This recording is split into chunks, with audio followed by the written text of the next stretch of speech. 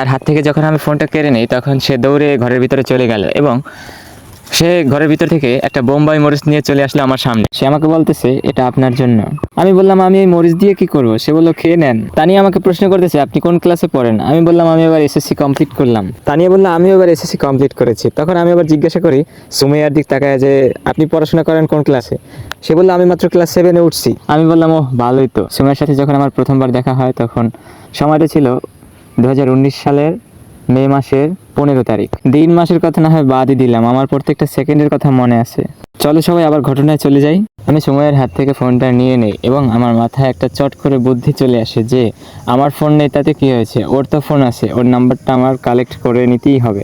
দুইবার ভালো করে দেখে নাম্বারটা মুখস্থ করে নিলাম। এরপরে ফোনটা তার হাতে দিই এবং আমি পাঞ্জাবি পড়তে শুরু করে দেই। আমার আবার বাড়িতে আসতে হবে, চাচি আবার ভিতর থেকে চাপ দিচ্ছে।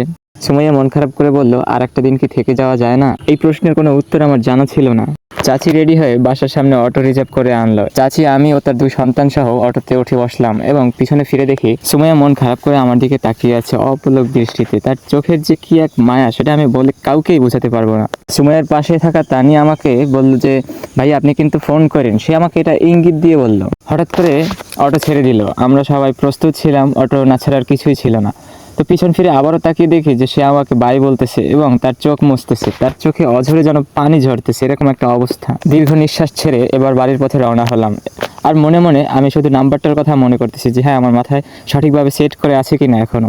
মন খারাপ করে বাড়ির পথে রওনা হয়েছি যখন বাড়ি তো আসতেই হবে, কিছুই করার ছিল না।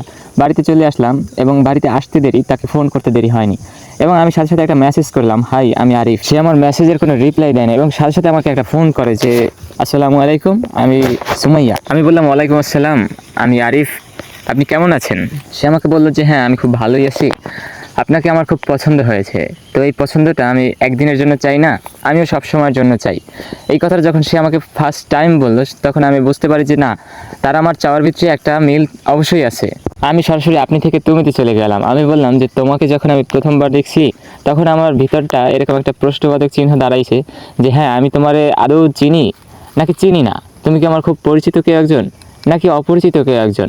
আদৌ কি তোমার ভালোবাসা আমি কোনোদিনও পাবো নাকি কখনোই পাবো না? এভাবে তার সাথে অনেকক্ষণ কথা বলতে থাকি। কথা অনেকক্ষণ বলার শেষে তার মা ডাক দেয় এবং সে আমাকে বলে যে আম্মু ডাকতেছে, পরে ফোন দেবো আনে। আমার তো কোনো ফোন ছিল না, এতক্ষণ কথা বলতেছিলাম দাদির ফোন থেকে। দাদির ফোনে প্রায় চার্জ কমে গেছিলো, তো সে আমাকে বলছিল যে আমি আধা ঘন্টা পরে ফোন দেবো আনে, তো আপনি একটু অপেক্ষায় থাকেন আমার জন্য।